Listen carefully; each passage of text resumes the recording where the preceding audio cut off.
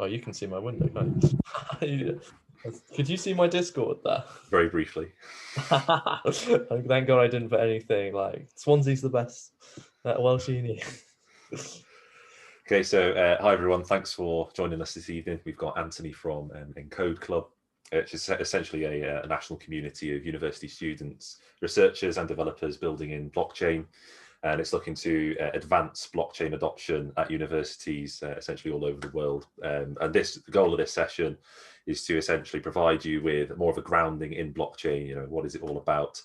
How then, what it may mean for the world and sort of yourself going forward. And maybe some of the ways that you'll be able to get involved in the space yourself as well. Without further ado, I'll just hand straight over to Anthony, who will give his presentation. Awesome. Well, Jack, thank you very much for that, and everyone joining on this cold Friday evening. Welcome. Lovely to meet you all, and looking forward to explaining more about how blockchain works and everything in between. My background is that as you know, I'm Anthony. I run Encode. A while back was a student at Oxford. I worked in politics for a bit, and I then got into blockchain about 3 years ago, working originally for some investment funds, and then we set up Encode as our own kind of community of blockchain, kind of those interested in blockchain and developers. We run a lot of programs, hackathons, accelerators. We work with pretty much every major blockchain company in the space. Our long-term aim is actually to find the best projects to invest in and to back, and to help produce the best companies and startups coming out of the Encode community. And to that end, we've had a great success. So I want to talk to you a little bit about the context of what's happening right now. So I'm going to show you if I can get my screen to work properly. Some of you may or may not be aware that right now, Bitcoin is the highest it has ever been. Now, this might be like, why is that important? Can everyone, by the way, see, you can see the price? That all looks clear, right? Can you see the Bitcoin page? Yeah, we can see it. Perfect. So Bitcoin is the highest it's ever been. So if I look at, see if it'll give me the full year. So 2014, a Bitcoin, and again, don't worry if you don't know what a Bitcoin is, I'll explain it, but it is effectively the poster child for the whole blockchain and crypto industry. If you went right at the start, $0, $100. Today, on Thursday, it hit its all-time high. Its previous all-time high was at 20,000, and now it's rampaging past it and might go a lot higher. And it sits today at 23,000. Why is this notable? Well, at the start of kind of COVID and the kind of the lockdown, Bitcoin hit a kind of a depth it hasn't really seen for many years. It went down to 5,000, not the lowest it did recently, but since then, since March, it's more than quadrupled, and it's indicative of what is an incredible time for the blockchain and crypto markets, where a lot is happening, a lot of money is pouring in, and a lot of activity. So I want to kind of tell you a little bit about the background of that, and kind of how it works. This is some silly stuff about all the universities Encode work with and what we do, but let's get on to the blockchain bit. So let's start off with saying, what is blockchain? So blockchain, if this is going to load, is effectively a database. So when I talk about blockchain, I'm actually referring to a kind of database. Imagine a spreadsheet, and in your spreadsheets, you have rows and columns. And if you, let's say you have a spreadsheet, or if I have a spreadsheet, typically, only I can really edit the spreadsheet. Maybe I give access to a few people. Maybe I even put it on a public link and everyone can change it. But broadly, a limited number of people have access to this database. And the problem with this, well, there's no problem with this, is that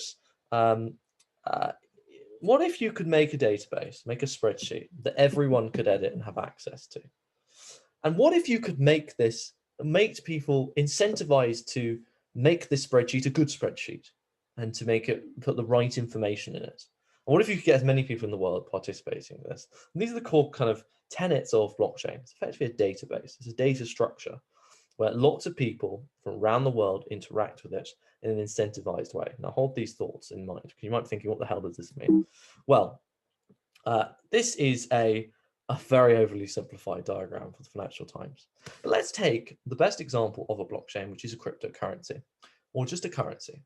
Now, currencies work like this. So typically, if I am a bank, or if I'm giving Jack some money, what will actually happen? Let's say I send him money on a bank transfer. Internally, let's say I'm sending it from HSBC to his Santander. Internally, HSBC will update a spreadsheet which says Anthony has £10 less, and Jack and Santander will update it and say Jack has £10 more.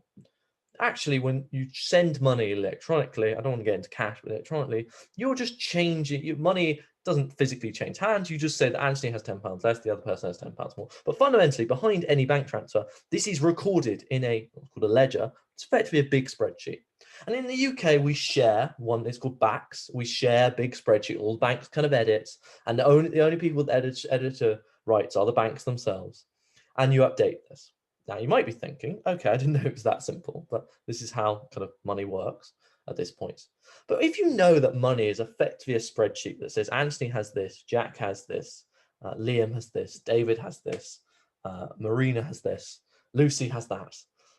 If you know that it's a spreadsheet, well, you can kind of think, well, do I need a central bank to run this? Do I need governments? Do I need banks to run this? Can't we just make our own currency? And this was the first use case of a blockchain. So what a blockchain does is this. It says there is one spreadsheet. Everyone can edit the spreadsheet. Multiple people are incentivized to edit the spreadsheet. And the result is that no central party has control of it. Furthermore, if everyone has a copy of this spreadsheet and that everyone can maybe only edit it in a small way, the result is that you pretty much get something that's very hard to change or delete or edit. Now, if I was the only person who ran the spreadsheet, I can delete every row and column in that if I so want to. But if a million people have access to the spreadsheet, it's very hard to delete everything. Or you take a lot of people to agree to edit something. And now you start to get something that looks more like kind of the way money is traditionally seen in the world, that it's a spreadsheet that isn't really changed much, or it's changed when a few people agree this is the case. In the real world, it's banks. In the cryptocurrency world, we'll talk about what this is. But you start to get something that's very difficult to change, that lots of people participate in the process of, and because of that, no one central party has control over it. And this decentralization and trustlessness is incredibly important, because one of the tenets of blockchain is that no central power has a monopoly over it, has the ability to mess the system up. It would take a huge amount of influence and power to do so, and that actually, if you have that huge amount, you're actually better off helping the system for your own benefit. And we'll talk about what that means. So we're going to talk about something called mining. Now, you might say, Anthony, I get this spreadsheet, but why the hell would I be incentivized to participate in this, to keep this system running? Also, this is quite complicated to build, and it is complicated to build. But you have something what's called mining, and this is a mining rig. And what this basically says is this. Now, running this spreadsheet that's very big, has loads of data. If you're running a currency, huge amounts of data. Think how many often people spend money, is really hard. And that actually you need someone to verify that this is happening, that this is going on, that this is working well, that these transactions have happened. And this we call mining, where people give up their computing power or give up something, usually computing processing power, to verify that everything is well and these are transactions are happening. And in exchange, you get a reward. And this is a token usually, or the actual cryptocurrency itself. If I were to mine Bitcoin, this means that I'm verifying that things are happening, that Anthony sent this money to Jack, that Jack sent this money to Lucy, but in return, I get some Bitcoin. Now, this is an oversimplification, but in general, the way the spreadsheet is maintained is you provide an incentive for people to check it, kind of. Obviously, if I'm using it, I have an incentive because I want to use it. And it becomes a very quick way to kind of exchange data or currency. But so, to go back to the core tenets, it's a database. It's distributed. You've got an incentive to use it. You don't just have to use it for money, by the way. And it's by virtue of having a lot of people involved in the process, it's pretty much immutable. You can't really change it, and it's distributed. And you don't have to trust a central party who could screw you over. Think how many times you have, I don't know, Let's take Uber as an example. How many times an Uber has let you down, and you just want to complain to someone and you can't because Uber say actually your complaint is not valid, or you've complained to your university and you've said that you've graded this wrong, and they go, well, tough. We are in charge here. In a blockchain, that's not the case. You set the rules at the start, and it's up to everyone else to maintain that they're happening them, but no one person really has significant control. You might be thinking this is all extremely esoteric, but let's talk about what some actual use cases. We're always talking about money. So here's a question here. In what applications would you want to have a database that you can't change? It's not controlled by a central party, and everyone can and is incentivized to participate in it. So we've talked about kind of money and Bitcoin, and Bitcoin is the first was the first cryptocurrency. It was founded by an anonymous chap in about 2009 called Satoshi Nakamoto, or that was his alias. And originally, you can imagine it was used quite a lot as on the black market to buy drugs, to kind of pay for things that you might think are quite illegal. And that's, you can think what you think of that. But it quickly became something that you could send this currency. You could keep a log of who sent it, and people are incentivized to kind of verify that this has gone on because they got more Bitcoin. Now, one immediate thing you might say is, Anthony, it sounds all well and good, but what gives Bitcoin value? And we'll talk about that a little bit later. This is an inherent problem. But as just I could make a currency with some lines of code. It's not that difficult to build Bitcoin. I can make some currency. I can build this system, and I can send this currency, this token, this thing across the world in a second as lines of code, because that's the other thing. It's effectively just lines of code. I can send, it's like a data, it's like sending a picture to someone. It's just that picture as a Bitcoin. I can do this in seconds. You can kind of start to understand that. Oh, wow, this is cool. I can send, if Jack is in, I don't know, deepest, darkest, I don't know, Sahara Desert, I could still send him this in a second. That's pretty damn cool. What other use cases, though, might you have of blockchain? So the next thing is something called smart contracts. Now, because we're building this kind of code first, do you think about how money came to be? That a lot of money was cash, was pounds, was dollars, was physical things you moved, and then we moved digital. Cash is quite a physical, kind of tangible thing. Money is a tangible thing. But if you're sending something that effectively resembles like sending a photo in terms of like what you're actually doing, if I like emailing a photo, it's the same as sending a Bitcoin. Well, you might think, well, can I do some other coding things on top of that? And this is called smart contracts. And smart contracts say, well, look, we've got this thing that is a few lines of code that I can send. Why don't I add additional kind of if-then statements on top of that? So you might say something like this.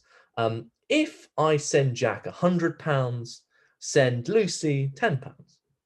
And you can do this very simply, like 2 lines of code for those of you that are developers. And if you were going to do this in the real world, this would be bloody hard to do. And you would have to use some complicated thing, or maybe use Stripe in some way, and not easy. Or at least you'd have to do it manually. And if you can start building if-then statements into money, your money becomes programmable. You can do things like say, if send £1 million, if send money to this address, if £1 million gets sent to this address, then give people a new token, a new thing relative to how much they put in. And that's suddenly a fundraising device. Or you might want to say, okay, you could build an escrow. So if money goes to this person, send money to this person. Or if this real world task happens, send money to this person. And you start building applications that inherently have money built in. Furthermore, I have money built into my browser. Right now, at this second, I have an account in my browser where I have money in it, and I can send money to other people in seconds. I assure you, a much quicker way than if I were to do a bank transfer. I would love to demo that, but I'm not sure it quite works. But this is an example where you would want to have programmable money. There's something called Ethereum. Ethereum is the first smart contract platform. So it's like Bitcoin, but you can do smart contracts. And this, if we look in and we look at the price, if we look at this by the way, is a website called CoinGecko. It's the biggest kind of platforms. And yeah, it has no, so you can see it's got value. It's total market cap, which how much it's worth is 73. I think that's what is that? Trillion? No, billion? It's billion. 73 billion, 20 million of it was traded. And ETH is the currency you use to engage with the Ethereum platform. Ethereum platform being smart contracts. So that's Ethereum. Now, you're right to say that, look, this seems like it might be a tool for money laundering. And if I can send this money, like, doesn't that mean I can do it kind of pseudo-anonymously or even anonymously? And I can do terrible things with it? And the answer is yes. However, actually, in the most part, and I hope you can just let me know if you can't still see my screen. If I go to Etherscan, I assume everyone can see that. So this is actually a record of every transaction currently happening on the Ethereum blockchain. So, for instance, this line of code is like a bank account, a wallet address. And I can see it, the value, and where the money is moving from. So in this case, a tiny amount of Ether, if that's worth like, I don't know, $5. I can see money moving, money move, which means I can track where money's gone from. And I can track where it started. So I can track where they bought it from. And if I know where they bought it from, I can probably figure out who they are. Because you buy your crypto originally, usually on something like this, Coinbase, which by the way is about to IPO. And it will be the first crypto IPO and will be worth a lot of money. And this is where you buy and sell crypto. This is going to be a huge moment for the blockchain crypto industry and probably one of the catalysts of growth at the moment. And yeah, in fairness, this expresses the concerns with the deal, but yeah. So there are, of course, you could use crypto to very easily send money, and this creates problems. But in general, you can track what's going on. There are currencies that are anonymous, but in general, actually, for the day-to-day stuff, it's very easy to trace. So I want to talk about a brief timeline of what's gone on in crypto. So in the region, we had Bitcoin, and this was great, but it wasn't really used for much. It was just a cool thing that gamers used or kind of probably people used on the black market. Then we had Ethereum, which allows you to do smart contracts. And we talked about this fundraising example a few minutes ago, about how you could take your money. You could say, right, Jack has a new company. Great idea. He's making his lemonade stand. I'd like shares in Jack's company. So you can create a simple simple amount of code that says, send money to Jack's kind of account. If Jack gets £100, give me some shares in Jack coin relative to how much I contributed. This was what's called the ICO, initial coin offering. And it went extremely well. People made a lot of money. Things got out of hand very quickly because they could see how it was cool. And if I look at this, let me just give you the chart of Ethereum. These were all built on Ethereum, by the way, as you can imagine. And the price went up, and the price went up, and it went up to about 1,300. And then people realized that, well, is Jack coin really worth $1 billion or hundreds of million? And it crashed, and it kept crashing, and it kept crashing, and it went as low as, well, look, $89 really, which compared to where we are now, which is over 600, and where we were there, which was 1,300, this is kind of crazy. This is really crazy. And then we had kind of some more kind of things that look, a lot of people threw too much money into blockchain and crypto, and things that actually didn't worth their value and kind of resembled almost Ponzi schemes. And then we had something called DeFi. And DeFi is kind of the next kind of, or maybe you could say the first big use case in crypto besides fundraising. And it basically says this: if you can make money programmable, well, then I can kind of start doing some fun things. So for instance, I can start allowing people to borrow and loan out their coins. So let's say I own a lot of Ethereum. I might want to lend that to Jack and get a small interest rate for that. And if I can get a small interest rate for that, maybe I can start creating other products like options to buy things later, or put options to sell things later. I could start doing things like building, I don't know, insurance products if something goes wrong that pay me out. And you started to get people like, oh, wow, I can do some cool things. I could start building exchanges that aren't like Coinbase, that is one private company that allows me to buy and sell crypto. But maybe I could do this decentralized, in a decentralized manner. And I'm going to talk to you about a few projects that kind of do this. So this project, Uniswap, allows me to buy and sell crypto from other people using a cool kind of device where it kind of pulls together people who want to provide to kind of sell their coins. It's called Uniswap. It's very nice. It's very cool, and I can exchange stuff in a second. By the way, let's see. Can you see my MetaMask? Can everyone see my MetaMask? Can you see like a fox and some? Yeah, we can see it. Yeah. So this is MetaMask. This is, by the way, how I interact with crypto. So you can see I have 50 Ether, I have some other stuff. Yeah, and if I wanted to interact with this, I could sell my Ether into something else. I'm not going to do it because I don't want to make this trade. But if I want to sell 10 Ether, and I could do this in seconds, which is bloody cool. Like to be exchanged this stuff in seconds. Or maybe I want to lend or borrow my crypto. Okay, it's Compound. This is another platform where you can do this. Can lend and I can lend and borrow it out. This is quite cool as well. I could lend my Ethereum out and get an interest rate. Or if I were to lend another token, I might get up to 5%. To get 5% on like for lending something, you would not get anywhere near this in the UK for anything.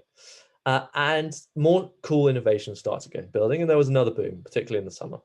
And now we're kind of at where we are now, which is that lots happening. A lot of thinking, okay, I could build some cool applications. Why, for instance, does trading infrastructure or the traditional, but think about something like the FTSE or the stock exchange. Why does that all happen? Why shouldn't that happen on a decentralized platform where people can't change the rules on you, that's kind of owned by everyone in some way? If I'm trying to send money, how difficult is it to send money to Brazil right now? It'll take you days. I can send it to Brazil in seconds, which means crypto can massively decrease the costs of remittances around the world. The transaction costs of crypto are also quite low as well. So maybe I could start you could open a bank account and start borrowing money in seconds if you so wanted to, in a way that doesn't happen in the traditional one. Everything is so slow and paper trail and admin heavy. So there is a real kind of, this is what's kind of driving the boom right now. There's this kind of slight realization that, oh wow, everything in the financial world you could start doing in a much quicker, more efficient and automated way. Now, what else could it be used for? Well, it could broadly be used for, I've talked about global payments, markets, remittances. It could be used for politics. For instance, why we might want to have you might want to have some sort of public ID that is linked to you that you could use for interacting with government services. For voting, for instance, why is it not the case that I cannot vote online? Why don't I have some kind of private or public kind of identification that is online that I could use to vote? You could do this in kind of secure, safe ways. How is it that I can interact with Google and do all that fairly privately, but I can't vote fairly privately? Why is voting special in that sense? Why is it that if I move from one health system to another, that the reconciliation of that data isn't kind of very fast? Why did it have to be owned by a specific government? When I talk about supply chains, well, there are all this documentation. Why can't this be logged somewhere that everyone could see and everyone has access to, that all the parties I want it to be? Why can't I tokenize things? Why can't I take a property and divide it into a million pieces and sell bits of it? And build kind of cool financial products we didn't even expect. There are things called social tokens, where people effectively tokenize themselves. They say, okay, I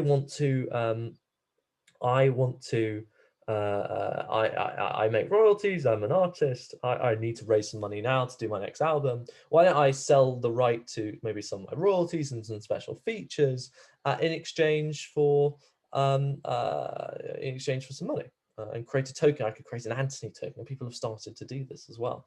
This is other kind of cool stuff that you could see that really does kind of change the way that we really think about ownership, and the fact that everything could be digital in our ownership.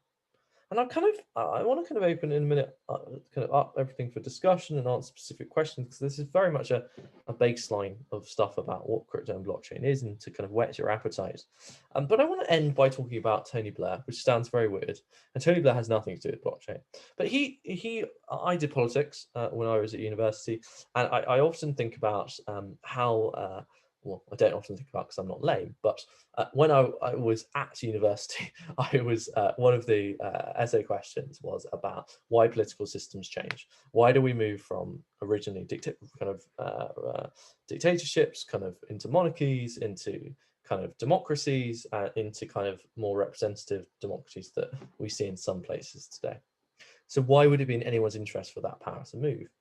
And ultimately, what you get comes down to is the fact that if a ruling, sorry, I realize this is tenuous, but you'll see the link in a minute. But if someone who has power at the start has an existential threat, or thinks their power is waning, they will do things in order to maintain their power, perhaps by changing the system or conceding power.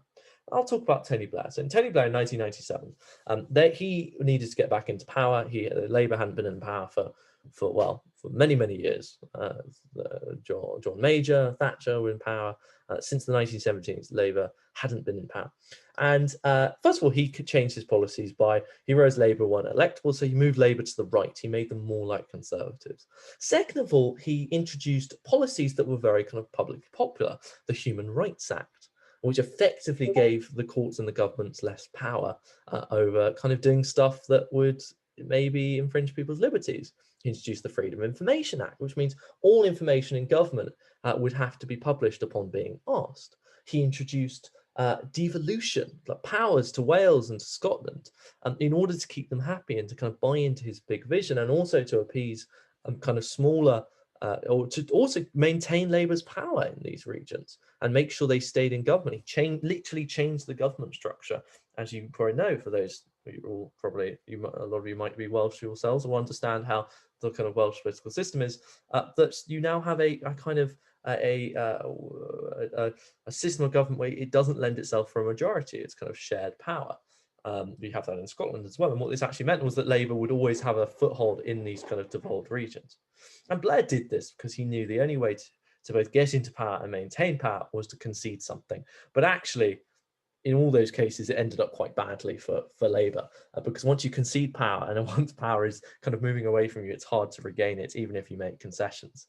And for blockchain, you might be thinking, well, why doesn't all of this happen now? Well, you can understand why banks wouldn't want to kind of do something that effectively gets rid of their power, because you don't really need banks now. Like, you literally don't need banks if blockchain does what it says on the tin.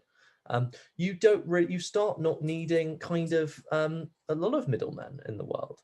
And you can understand, and also you can understand why governments would not want to give this thing that, like, having control over the economy banks is a really important kind of power that governments have. And you can understand why they wouldn't want to give this away, because who knows what would have happened. And I don't want to make a kind of any judgment on it, whether kind of blockchain technology kind of pervading through society would be a good or a bad thing. It has good elements. Everything has unintended consequences. But all I want to say is that the reason you might not have heard blockchain so much now, and it exists in its small kind of corners, despite a load of money, a huge amount of money, as you saw earlier, being poured into the space, is because actually it's not in those interests really of banks and governments to really introduce it properly. And again, there's probably good reason for this, but I think what you will see over the coming months and years is that blockchain really can disrupt things, particularly around finance, and it can make things quicker. And for currencies, it's kind of much more obvious and less kind of paper trail orientated and admin orientated. I can literally run a currency just using my computer rather than needing this whole kind of banking infrastructure. Like, that's really cool. And yeah, that's really cool for the future. So thoughts for the future. There's lots of money in the space at the moment, particularly. I wrote this a few months ago. The practically zero users thing used to be a thing, but for DeFi, there are actually a lot of people using it at this point. It's just, I think many people are looking to do it to make money now rather than because it's actually used for anything. The incentives probably are still disaligned. People raise a lot of money in blockchain to do stuff. Probably too much. There's probably too much money to how much like actual usage there is of it. But still, there's a lot of kind of smart people. This I'm going to leave. How should you be involved? Obviously, you've got societies like this. There's going to be a lot of job opportunities. Actually, we have some job opportunities for us and the companies we work with. So I can talk about those in a minute. If you're a developer, it's a fantastic skill to have. If you're an entrepreneur or you want to be entrepreneurial, again, this is a massive growth area. Like money is going to be a lot of money to be made. You can invest. You could buy Bitcoin. You could buy Ethereum. I'm sure you're going to start using blockchain technology and probably not even know you're using it in the way you interact with finance. And I think it's really going to change the way digital ownership probably works and the kind of role of money and buying things on the internet probably in the next 20 to 30 years in a huge way. So I want to end just by talking about Encode Club. So we are a kind of university blockchain community. We have a fund, we do recruitment, we do many other things. We spin up projects. And if you are interested in any of our programs, I'll put the link in the description. Please go to our website, everything is there. We have many hackathons, hackathon coming up actually in January. We do accelerators, we do educational programs, we talk to you about DeFi, everything really in between. And you can kind of, we do some lovely speaker events as well. I know some of you attended the event last week with CZ, who is a billionaire and kind of one of the most influential people in the space. And we have an investor coming up soon, but I'll paste the link in there. All right, then I've been talking a little bit longer than I actually intended. So let's anyone have any questions they want to kind of ask or anything in between really. Yeah, thank you, Anthony. That was brilliant. Yeah, if anyone's got any questions, stick them in the chat, and we can get those answered for you. But just while we're waiting for some to come in, just sort of from myself, would you see any sort of indications towards sort of governments producing their own cryptocurrencies, sort of in replacement of paper money? Obviously, there's this talk of sort of the elimination of cash in the traditional sense. And then a potential replacement of that with some kind of digital currency. So do you see blockchain as being a sort of way that they could realize, that goal? Yeah, so this is talked about quite a lot. And what I would say is that what I didn't talk about is the kind of nuances of a blockchain, in that you can have a blockchain which is very public and everyone can interact with it. But you can also have just smaller versions of what we have now, which is basically private kind of databases and structures. And a digital currency is effectively that. A digital currency basically says, let's take the existing or a bank, a digital currency produced by like a country. China is rumored to do it soon. This basically says, let's take our currency in the current system, which is very kind of inefficient, and let's use blockchain technology to do it, but let's still fundamentally control it. Let's make it centralized.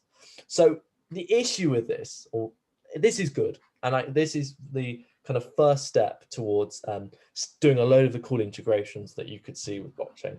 My fear is that that's still a very centralized approach, and kind of undermines the underlying kind of this system's not going to get ruined by one or two bad actors-ness of blockchain. So digital currency is great. It's another step in the right direction. Doesn't excite me that much. When I see it in the news, I'm like, yeah, cool. But it's a nice step, but it's not it's inevitable, but it's not a game changer. Brilliant, thank you. One from Nicola in the chat. So you mentioned that you thought there was more money than uses. Do you think that there could just be until? Sorry, Nicola. Would you like to unmute your microphone and just mention that question again? You should be able to unmute yourself. Yeah, Nicola, are you happy to unmute? Hi. Yeah. Sorry. So you were saying that there are a lot of uses. That there's more money in it right now than uses. And I was just wondering whether that was the case of like not enough people have developed different ideas for how they could integrate blockchain into their own industry. Yeah, that was the question I had. That's a great question. So so there's a lot of money in. So right now there is almost 700 billion. What is the market cap is 657 and then 9 zeros after it. So whatever, billion or trillion, I always get a little bit confused. There's a huge amount of money in it. So the main reason for that is that when you have something that people can bet on, and something that you can trade any hour of the day. And for any of you that have kind of gambled before, you can understand like the excitement of betting on stuff. People are natural optimists; they want to get rich. That probably encourages more money to kind of go into things that are vaguely exciting than they perhaps should. So that's why so much money probably gets thrown at it, beyond the kind of value that's actually there. Like Bitcoin's great, but I can send you a Bitcoin or part of a Bitcoin. But like, what does that really do? Like, Bitcoin doesn't really have any value. Some things do have value, but it's not the case that there aren't enough use cases. It's more that this is really exciting and people are just getting overexcited about this. There are some cool use cases, particularly around finance, and mainly around finance and kind of redoing the financial infrastructure in a kind of digital first way. And these will catch up, but I think what will always happen and always happen is the money in it will always kind of outnumber the number of use cases, just because people want to invest in the next big thing, and that's natural. And by the way, you see this in the normal stock markets as well. If any of you look at the kind of any of the traditional big markets of the last year, they've rocketed this year. Why? Because people are getting excited again. There's lots of free money, despite like the global economy doing terribly. So you might think like global economy's done terribly. Why are stocks up? Loads of free money. And when there's free money, people need something to spend it on because they want it to go up. So yeah, I hope that answers it, Nicola. Brilliant. So we've got another question from Joe. Would you like to come on to ask your question, Joe? Should be able to unmute.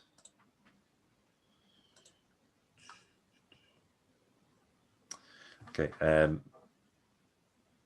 I can see your microphone's unmuted, Joe. Is it? Yeah, sorry. Okay, there we go. I've got a problem with my system, but anyway.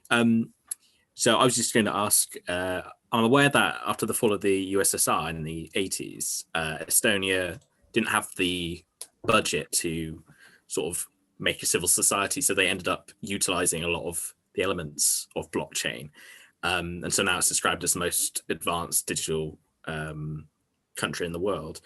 And I was just wondering why the West has been so slow on this when a prime example's been here for so long. So I know nothing about Estonia, so I have no idea. Like so that I'm going to caveat that by I was just doing a quick Google as I looked at it. So I know nothing about that. I suspect what they have is a permission blockchain, which is basically using the blockchain data structure, but having still the government and banks effectively control it. Again, this isn't blockchain in its proper sense, simply because like then there's a barrier to entry for people to interact with it. And honestly, every day I see a new cool innovative like financial startup that does incredibly well and raises a lot of money very quickly, and you can only do that because like the current system that's based on mainly on Ethereum is so nimble and there's no barriers to entry and you can get started like that. So I think I would disagree with the thought that the West has been kind of slow. Like broadly, the West has been much faster in all of this, and that the hubs of kind of blockchain creators and investors have been US, kind of Europe, quite a lot in Asia, and actually the kind of the places where you'd more expect there's more of a kind of socio-economic case to be made of kind of rebuilding financial ecosystem. It's not taken up. So in Africa, kind of there's not been really that much take up. I can define this a little bit by number of projects that have emerged and kind of also people we see in our programs because we do them around the world, and albeit there's a selection bias there. I disagree with the kind of proposed assumption, but I don't know what Estonia has done specifically, but I've not seen a good startup come out of Estonia for the blockchain startup or company. So I think that kind of says everything really. All right, thank you. And Joe, you got another question about the supply as well. Yeah, sorry. I was wondering if there are a finite amount of these currencies. As you said, they're not really based on anything. So could they be victim to hyperinflation in future? Yeah, so this is a good point. Let me share my screen again. So there are two types of kind of currency. And broadly, there's basically two types of currency in general. It's not just a blockchain crypto thing. By the way, I'm using crypto and blockchain interchangeably, but that blockchain is the technology, and crypto broadly refers to the industry. So if I take, so the security basically is like a stock or a share, and it will say, okay, here's a company, let's take Facebook, and I want to have, I don't know, 1 million shares in Facebook, and I want this to be able to trade these shares at any time. You'd normally call this a security, because you have a share of something real and tangible that has value. Then you have things called utility tokens, and this is kind of like, imagine if you went to an amusement park and you got those little like paper credits to use, or if you went into like a one of those like gaming things you see on the beach where you can like bet, or you can get to put money in the coin machine. You get those little paper tickets and you get to use them for stuff. You can exchange them for a teddy bear. Always terrible value. But it basically had its own internal kind of currency. This is like a utility token, and the utility token broadly lets you do kind of use it within the system, within this platform. You might get some extra benefits, some loyalty benefits. You could use it to vote, for instance. You've got all these things. So if it's a security, there's obviously something locked up that kind of gives it value. For instance, if I take this coin here, this is called USDD, Tether, and it's a stable coin. So it's pegged directly to pretty much to the dollar. And what you do there is you lock up $1 and you mint, in return, you get 1 USDT. So for every USDT, there is $1. So it's a perfect security. There's others, if maybe I take, so Ethereum ETH is a utility token. I need to use ETH. Actually, the actual use of it is for paying people to kind of process, to verify my smart contracts. And I pay them in Ether. So I literally need to have Ether in order to kind of pay for the running of my applications, or to pay the people to kind of provide the processing power to verify it. So this kind of, first of all, gives you an idea of what these are. Then you might say, okay, so what drives the price of these? So obviously for Ether, you need to use Ether for stuff. I'd be lying if I said that the biggest use case wasn't something like like speculation. But in terms of hyperinflation, well, inflation either refers to two things. Either refers to the price just like literally rising, but you usually refer to the relative price of something rising. And broadly, crypto's held its value. Like it's gone down a bit. It's gone down quite a lot, but it's still worth a lot. Like look at these things. Like the dollar price of Bitcoin, the volume is 422 billion. Like this is insane. Like this is like utterly ridiculous. And you might be saying, okay, but as a currency, how many of them are there? So they generally will have their own kind of monetary system. So there are 21 million Bitcoin, of which 1,800 have been produced. And obviously you might think as more gets produced, as mined, given as rewards, this would affect the price, and it does. But then there are other complicated concerns to bear in mind with the price. And broadly, this has never been a problem. So hyperinflation is very rarely a problem. The only problems are if the underlying value, the underlying use or value of the currency relative to its price, because like quite frankly, like Tron, should it be worth kind of 2.2 billion? Like compare that to like a normal company. Like how many $2 billion companies are there? This is kind of insane. I hope that kind of broadly answers your question. Feel free to kind of ask any follow-ups. Thank you. Yeah, thank you, Joe. Thanks, Anthony, for that answer. So there's a question from, I think we have it from Stephen. Would you like to come on to and ask your question? Yeah, sure. I think I've seen a couple of articles about banks. I think there are American banks adopting to Bitcoin, or maybe even creating their own digital currencies. I was wondering if you'd see that as a good thing or a bad thing. And if you think Bitcoin is sort of secure enough for banks to start using it on a large scale and not be able to sort of take control of it, if that makes sense. Yeah. So just a kind of point of clarification, Bitcoin is one currency. You would not, for instance, if I was going to pay someone in Bitcoin, this would probably be a bad idea, because if I share my screen again, can everyone see my screen? Yeah. Yeah, in the last, okay, first, and today this wasn't too bad, but let's say I took this currency, like it moved 9% today. Like that means if I pay Jack, like, I don't know, £1,000 today, like he's gonna get he's gonna get £90 less, which he might be like, that's really annoying. Like he might get £90 more, but he's gonna be like, this might create so much stress if you know your salary was in something that moves around so much. You don't worry if you get paid in pounds, that's gonna, because you know that you're gonna still be able to buy the same amount of kind of bread or a car tomorrow. But with Bitcoin, that's a problem. Like it moved 25% in the last week, for goodness sake. So you'd not use Bitcoin. So you typically use, if you were going to use a currency for kind of doing a means of trade, you'd use these stable coins that are kind of broadly pegged to the dollar. So yeah, this one, you can see it's pretty much $1. You've got others called DAI, like that's exactly $1. We got basis as well. Okay, not that one. So that's the first thing to say. Second thing, yeah, in terms of digital currencies, what would happen is let's take Great British Sterling. So what you would do is you would the bank would effectively it would create its own blockchain, or the Bank of England would create its own blockchain. It would be in charge of that blockchain. It would allow some banks to interact with it, and pounds would be digital. So you could effectively have pounds in your browser if you so wanted to. And you could still start to build some cool stuff on top of that. But the point is the Bank of England would run it.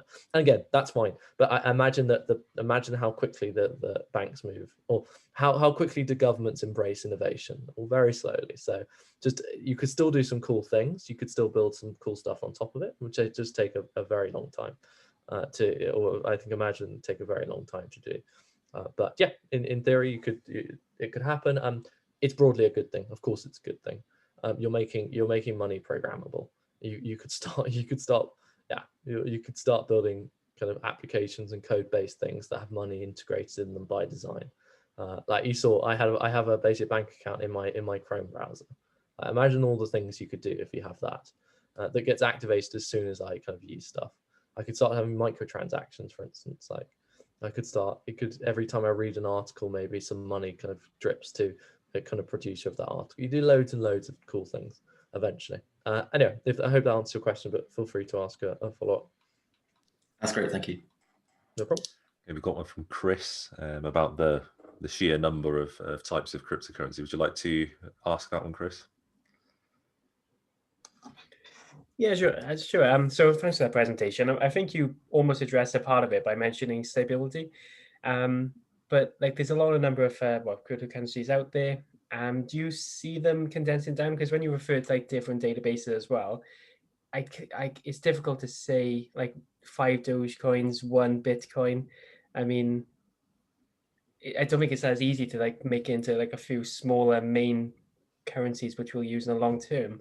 Do you see like the overall number increasing or like reducing over time? Or? No, you're completely right. It will condense. It will converge. So basically, normally, if I'm like with my colleagues or with friends in the kind of blockchain crypto space, we'll normally denominate things in ETH.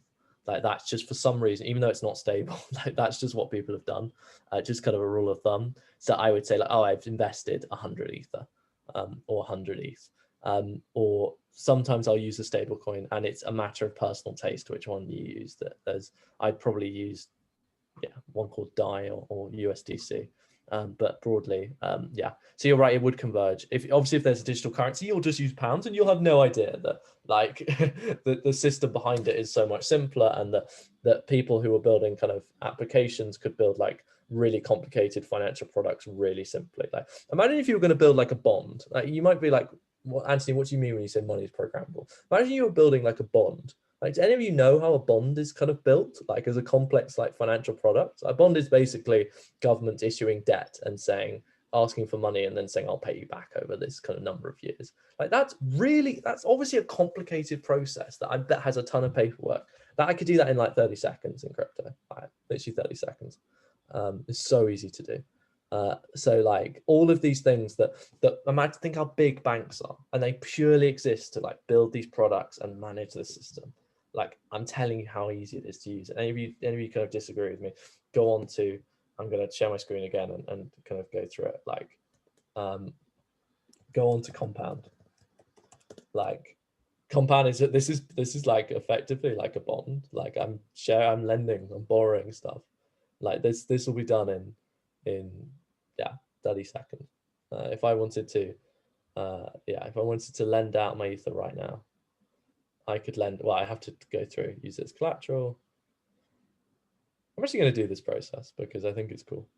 Actually, no, it's take time. I pay a fee, I confirm it. It will then ask me how much do I want to lend out. I do it in seconds. Imagine if I was doing that with pounds, like, and rather than using one bank, I had the choice of like you know how like if you want to do anything in like banking wise, you have to usually use your bank, and it takes like ages. I can do all that stuff in like minutes in crypto, like just absolute minutes, and I can send money to Brazil in seconds if I so want to. Again, like this is just a completely different way of doing financial infrastructure. So it's inevitable it will happen, and it's inevitable there'll be digital currencies because the governments will want to get ahead of this. But there's 100% going to be a thing where you'll use your pounds, and you'll also have your kind of crypto stablecoin that's not linked to governments, because like it will just end up being the most popular thing because governments won't be able to control that. And that, by the way, does present kind of really interesting political problems. If for those of you that have heard of, Facebook tried to launch their own currency that did exactly this, and the reason it's not happened yet is because most governments went, this is not a good idea for a currency to be run by a private corporation. And it's just ironic because it's like, yeah, okay, I get that, but like there are loads of currencies I can use right now that I can do exactly what Facebook were trying to do, and they're run effectively, not privately, they're run quite publicly, but they're not run by governments, and money can move hands in a way that governments can't even track. So yeah, hopefully that's a long way of kind of answering your question, I think. Yeah, great, thank you. So any other questions? We've got time for a couple more, but I've just got one sort of written down here. So what would you say are the leading sort of situations or catalysts, as it were, that you think would speed up, I guess, the emergence of blockchain, you know, in across industries and sort of in our lives, I guess? So what is it that would take it to the next level so it's just, you know, that bit more prominent than it currently is? I think so. It'll be things like, so the Coinbase IPO will put it massively into the public sphere. So that I think is happening in the next weeks or months, and be like, oh my God, like how is a crypto company worth this much? And actually, by the way, that one it's just a place where you buy and sell cryptocurrencies. So they take a small fee off every transaction, so they have massive revenue. So like they have it in a very tangibly valuable way. Kind of as a representative of how well the crypto industry is doing at the moment. So I think that will put it into the public sphere. I think it's going to be something like you go into Monzo one day and crypto is built in, and then you very simply exchange between pounds into a cryptocurrency, and then from that cryptocurrency you start engaging with the kind of decentralized finance stuff, and like you just start using the financial tools and you don't even notice, and then it's like, oh my God. It's going to be something like there's going to be a Monzo equivalent, and it has crypto built in, and you're like, this is just so much easier and so much better. Those are the two. So the IPO will put it into public sphere, and then we're just waiting for something like an amazing integration that just gives a load of people access to the kind of crypto tools that are out there, and then it's gonna be insane.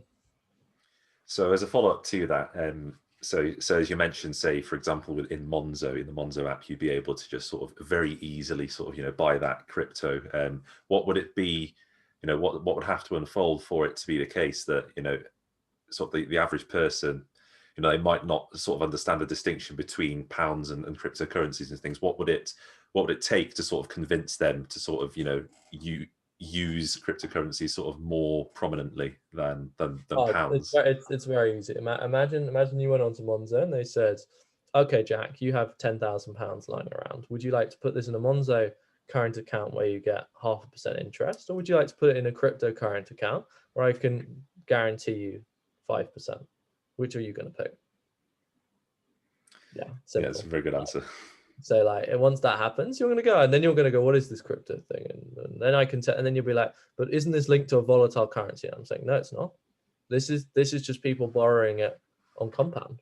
Like this is just people borrowing it and they'll give it back, and there's code that will execute this.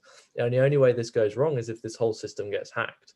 And I can give you a complicated answer why the system very rarely gets hacked, because it's not really worth your while. If you have enough computing power to hack the system, you might as well start minting your own cryptocurrencies, like mint your own, like do something useful and you get rewarded for it.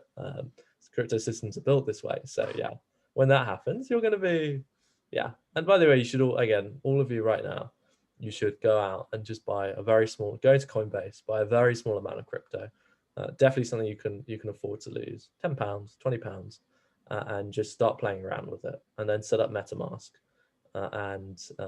which is the thing in your browser. Just start playing around with stuff, because I think you'll find it's insanely cool. And if any of you need personal help with setting any of this up, please just fire me an email. I'll put my email in here. I'll be more than happy to kind of take some time to explain it to you. And just sort of leading in with that, actually, we've got one from Sarah here. So Sarah, would you like to come on and ask this question just as a last one? Yeah, sorry. So one thing that I think about when I hear about crypto finance, I don't understand an awful lot about it, but I kind of wonder if it's unregulated and whether that is kind of hindering it being adopted by more people. People are concerned about regulations and. Absolutely. No, this is. I've probably given the slightly too positive a case. Yeah, let me paint the downside.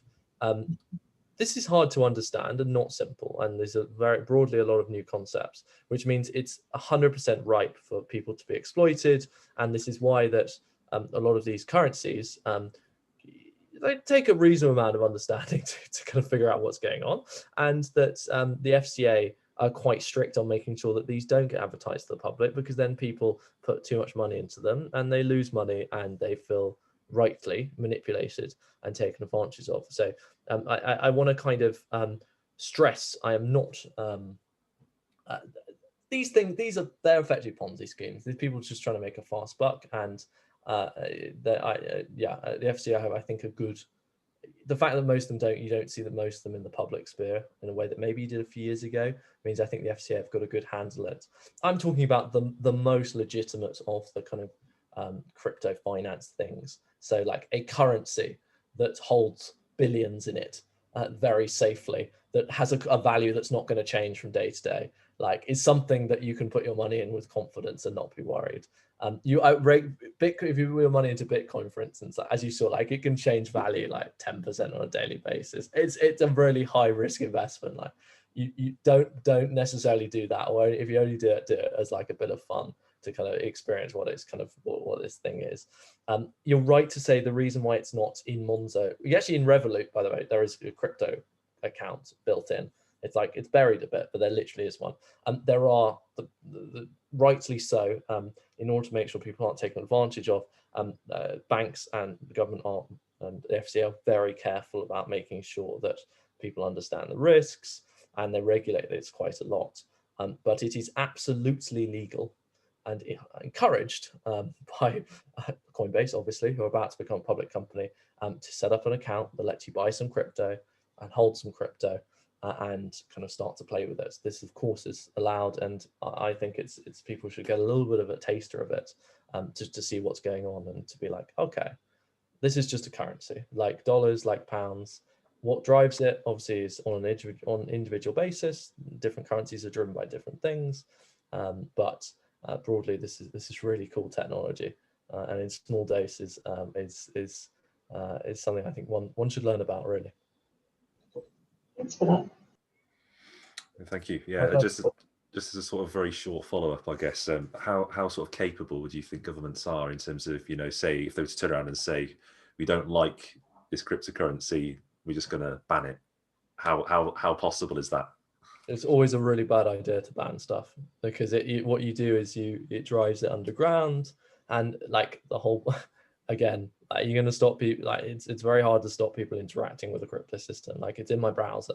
I can send money to Jack in a second, and I can send it away that in a way is untraceable, like, or pretty much untraceable if I so want it to be. Like, so why instead of trying to ban this, that broadly has, why don't you regulate it properly and encourage it and integrate it into where the efficiencies exist, integrate it into your system. So I think that governments, people there has been a lot of the kind of marketing around crypto has been banned. and rightly so, because it was people selling products to kind of normal people that weren't what they said on the tin.